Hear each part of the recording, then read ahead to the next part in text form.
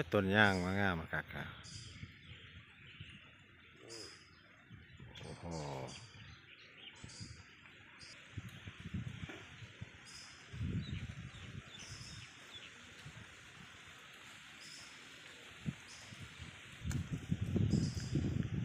ไป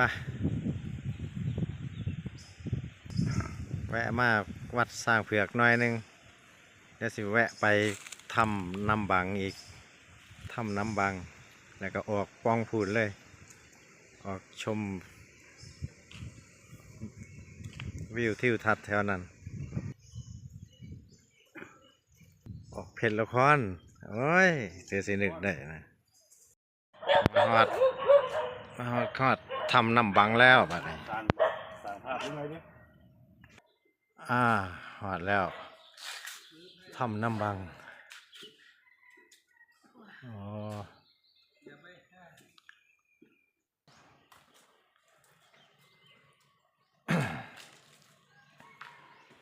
ทำน้ำบังแล้วมาเข้านั่นพระท่านไหนบ่สะอาดสะอาดปานนี้ว่านี่เบิ่งดีขึ้นว่าเบิ่งสะอาดสะอาดเลยเขามาปั๊บเย็นเจี๊ยบอ่ะมองเพิ่นมาทำวัดอยู่นี่ด้วยนี่ทำวัดแรกเขาทำวัดเสาร์วัดแรกไงมันจะขึ้นมาทำนี่เลยอุ้ยอยู่ได้หายใจผู้อินฮะแต่ว่าแถวคนต้องอยู่ต้องชิ้นเงินเกี่ยวกินขี่อีเจีย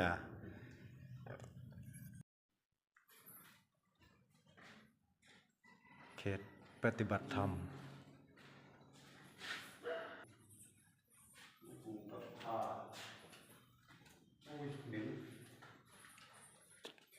ก็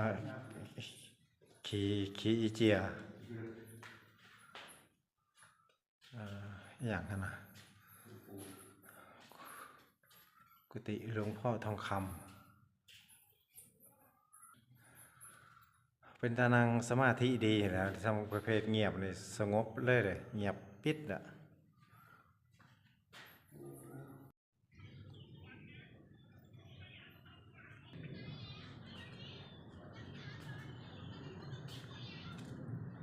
ถ้ำน้ำวัง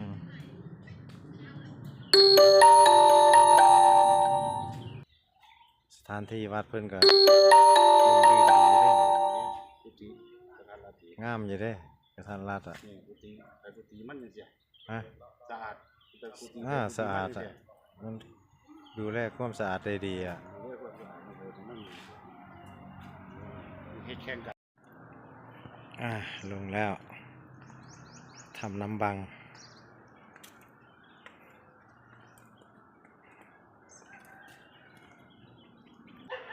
ฮะ72ครับ62 72ไม่เลขงามเลยว่ะไม่เอาหลายวันผมมีคันนึงนี่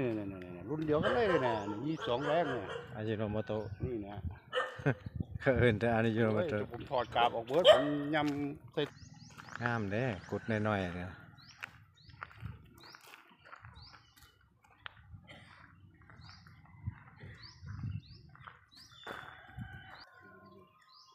บ่แต่ว่าหังบ่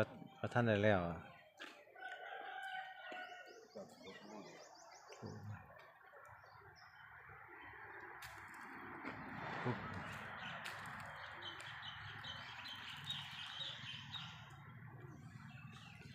ไปกลับบัดนี้ได้เวลา